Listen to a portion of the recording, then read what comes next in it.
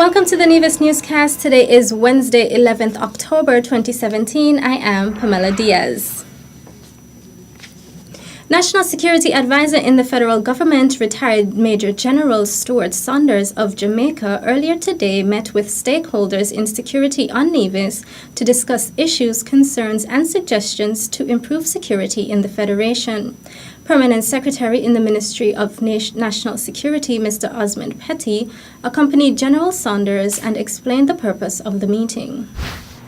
Major Saunders has been engaged by the government of St. Kitts and Nevis as the National Security Advisor from the 1st of August this year, and has been on the job for just over 2 months. We've had discussions in St. Kitts. He has met the Premier formally, and today this is really an introduction, an introductory meeting, so he can meet some of the stakeholders here in Nevis to hear some of your views and to get a feel as to some of the concerns and issues which may be pertinent to Nevis. General Saunders also made a comment before officially commencing the discussion. I am here, as Mr. Petty outlined, as a National Security Advisor to help you to tackle and overcome some of the adverse problems that confront the Federation. I must say, from what I've learned so far over the last 2 months, these problems are not insurmountable. But these are not problems that can be solved by one entity, that is to say your security forces alone. It's going to involve the contributions from the public in general, which I hope will come on board to assist in this particular challenge that we have facing St. Kitts and Nevis. Also present during the discussion was Permanent Secretary in the Premier's Ministry, Wakely Daniel, Permanent Secretary in the Ministry of Education, Kevin Barrett, and Permanent Secretary in the Ministry of Social Development, Keith Glasgow.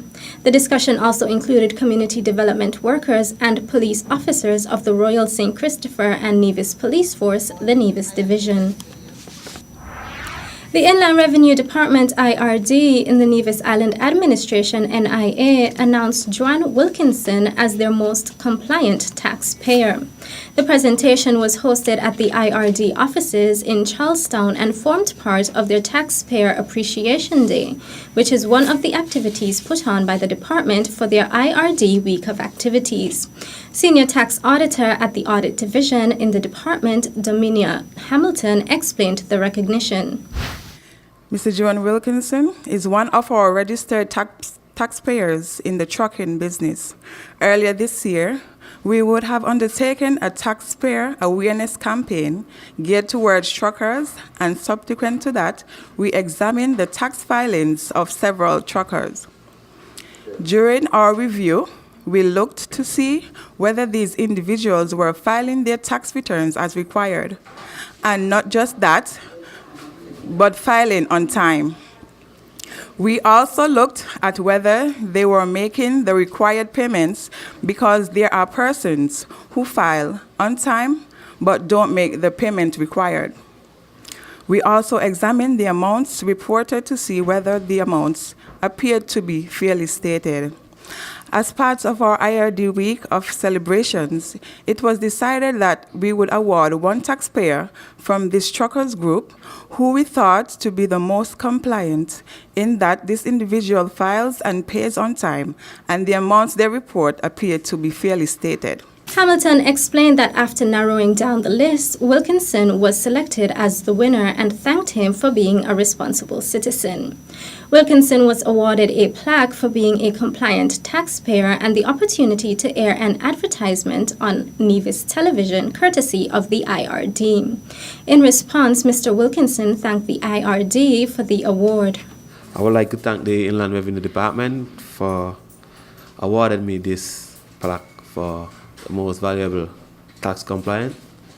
And I would like to say to the others, just pay your tax and make sure you pay on time. Audit Manager at the Audit Division, Janisha Daniels, stated that the week of activities will continue tomorrow, where the department will award 5 seniors, one from each parish on Nevis, with a token of appreciation. On Friday, the department will close at 2 p.m. to facilitate the Around the Island treasure hunt for the workers. Daniels said that there will be a sports fun day on Saturday, where the Minister of Agriculture, the Honorable Alexis Jeffers, Minister of Culture, the Honorable Mark Brantley, Junior Minister of Communications and Works, the Honorable Troy Liburd, and permanent secretaries have confirmed to participate in the event. Facilitator for the Skills Training Empowerment Program, STEP, Mr. Michael Smith, said that the People's Employment Program, PEP, is already achieving the desired results as it relates to exposing participants to certified skills training and appropriate workplace ethics. This view was expressed by the facilitator during an interview with the press unit in the office of the Prime Minister on Monday. Smith presently trains a group of 16 STEP participants in the technical and financial aspects of landscaping. He praised the holistic approach taken by the government in the reorganization of the program, shifting it from one that simply provides employment to one that facilitates skills training, which will enhance the employability of each participant. Mr. Smith added, through the STEP program, they will now have their certificates to present when they go on an interview, and they would make themselves more marketable and more job ready. I could tell you now that there are at least 6 of the trainees that are in my group who I can put on the job site unsupervised and leave, and I know that they will produce quality work. That is testament to the training that they get and what they have to put into practice as well. Trainee Kenroy Welcome, over the last 6 months under the leadership of Mr. Michael Smith, has been enrolled in the STEPS landscaping program. Mr. Welcome said that he was grateful for the opportunity being offered to him under this STEP. He is also encouraging others to take advantage of the training being offered in the various fields. Aside from landscaping, the STEP offers training in electrical engineering, plumbing, air conditioner maintenance, carpentry, food and beverage, mechanical repairs, bartending, and housekeeping. These areas are chosen from a list of interests that were provided by the interns. The Department of Labor also provided input in the selection of training areas by factoring in the demands of the labor markets. Still to come, Mental Health Unit on Nevis hosts workshop on drug addiction. The details when we return. This one is going out to the land of my birth, Queen City, Nevis.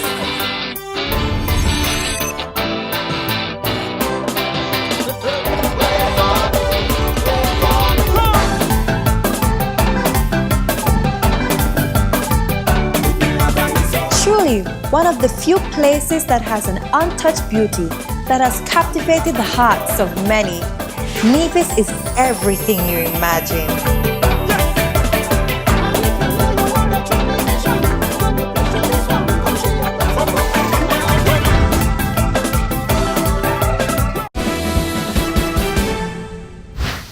Welcome back. Earlier today, the Mental Health Unit in the NIA, as part of Mental Health Awareness Month, which is celebrated in October, hosted a workshop on mental health and drug addiction in our region. Participants for the workshop included both public and private entities, including members of the civil society, non-governmental organization, NGOs, and religious institutions. The workshop saw representatives from the Substance Abuse Foundation Incorporated from Barbados through Dr. Jareen Griffith, clinical psychologist, manager of clinical services, and Angela Seeley, director of clinical services, certified addiction counselor, marriage and family therapist, conducting the sessions. The facilitators presented on Introduction to Addiction through the lenses of the biopsychosocial spiritual model, what is addiction, progressive and chronic, the impact of addiction on the individual, mind, body, and emotions, the impact of the family and relationships, the impact on faith communities, the impact on the workplace, economic and societal considerations, and help is available where to find it. Community Psychiatric Manager Nurse Meredith Amory Field explained the workshop. The workshop today is about mental health and addiction, and it's a follow-on from yesterday. Yesterday's was for healthcare professionals. Today is geared at NGOs, civil society, etc. And I must say, yesterday was fantastic. We learned a lot, and today is also very dynamic. Nurse Amory Field also highlighted some of the topics covered during the workshop and highlighted the misconception of addictions. Today, they spoke about the emotional, the physical, psychological aspects of persons who take drugs and who are addicted to drugs. They enumerated all the types of addictions. Food, they've mentioned sugar can be an addiction. I would like to stress that there's a misconception that addiction is only related to drugs and alcohol, but we have a variety.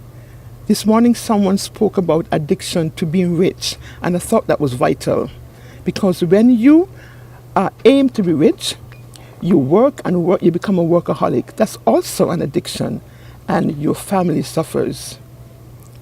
We have addiction to food. We have addiction to prescription drugs. There's addiction to gambling and also to sex. You can become addicted to anything, and it's the progression, the tolerance, and it is chronic. Once you start taking a substance or you get involved in something, you go after it more and more. And the more you go after it, the more you want, because the initial high that you get wears off. So that is the danger. And you need treatment. Mrs. Field used the opportunity to thank the Substance Abuse Foundation for facilitating the workshop through their facilitators, Dr. Griffith and Mrs. Seeley, as well as Marietta Carrington, who contributed to this event. Participant Ruth Powell, representing the Nevis Historical and Conservation Society, NHCS, and the Foundation for Social Concerns, confessed that the sessions were not only fitting and helpful for her organization, but it also motivated her to want to develop an entity on the island to help residents deal with addiction. I find this is a very useful workshop, and it also leads me to want to develop something here on Nevis to deal with addiction. The theme for this year's World Mental Health Awareness Month is Mental Health in the Workplace. The Prime Minister of St. Kitts and Nevis, the Honorable Dr. Timothy Harris, said it is the virtues of industry, ingenuity, and loyalty exhibited by the people of the Republic of China on Taiwan that have shaped the direction, progress, and development of Taiwan over the last 106 years. The Prime Minister made this remark as he addressed dignitaries and other officials at a special reception ceremony hosted by the Embassy of the Republic of China on Taiwan in recognition of Taiwan's 106th National Day, which was celebrated yesterday, October 10, 2017. According to the Honorable Dr. Harris, the loyalty demonstrated by diplomatic allies also plays a critical role in the overall development of the Republic of China on Taiwan. Taiwan became the first country with which St. Kitts and Nevis established diplomatic relations 34 years ago, and this relationship has since been strengthened by a number of cooperative projects between both countries in areas such as health, information technology, agriculture, education, information technology, renewable energy, and tourism. Our relationship with Taiwan has remained on solid ground, said Prime Minister Harris. Successive administrations after administrations have held out the hand of friendship and have sought to strengthen the bilateral relations which had been developed. That's it for this edition of the Nevis Newscast. On behalf of all of us here at the Department of Information, I'm Pamela Diaz. Thank you for viewing.